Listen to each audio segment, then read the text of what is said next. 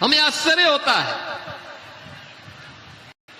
उच्च न्यायालय केरला ने 2009 और 2011 में इस पर चिंता व्यक्त की।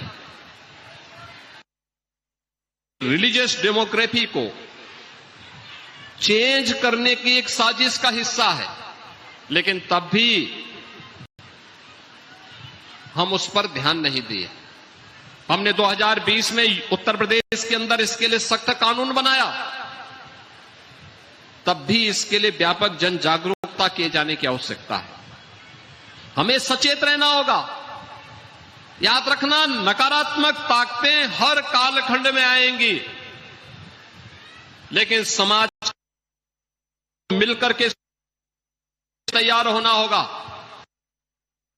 और यही स्थिति हम सबको उस लैंड जिहाद से जुड़े हुए लोगों को पड़ेगा। जो भगवान राम ने आखिर खर दूषण क्या कर रहे थे, मारीच और सुबाहु क्या कर रहे थे, वे भी सब यहां लैंड जिहाद के ही अभियान के साथ जुड़े हुए थे। जबरन कब्जा कर लेना, जबरन किसी भी जमीन को खाली देखा उसमें अपना तंबू गाड़ दिया, ये सब बंद हो जाना चाहिए। भारत की धरती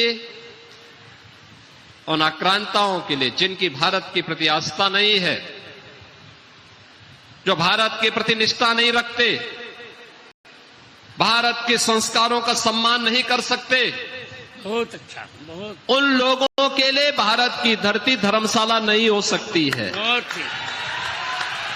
एकदम नहीं हो सकती है। और हम सबको उस संकल्प के साथ हम आगे बढ़ेंगे। कोई कारण नहीं कि आज भी इस संत शक्ति जो भारत की सज्जन शक्ति को एकजुट होकर के देश को आगे बढ़ाना चाहती है, आगे ले जाना चाहती है,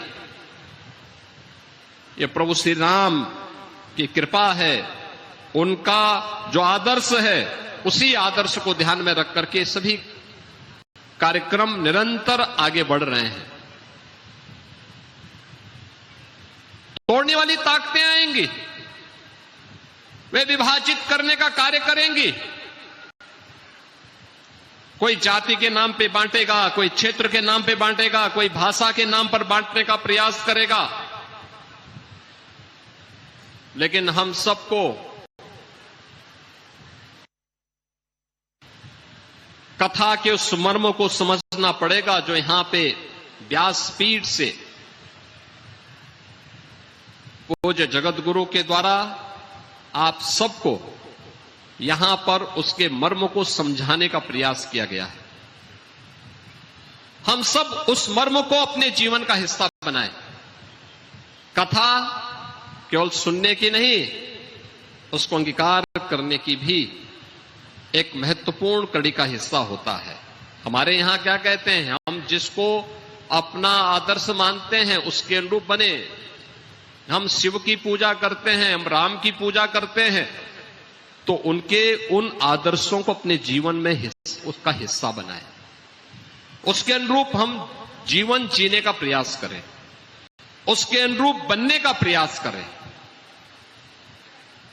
उनके उन आदर्शों को अपने जीवन का हिस्सा बनाएं, अपने परिवार के सदस्यों को उन आदर्शों से प्रेरणा लेने के लिए आगे प्रेरित करें।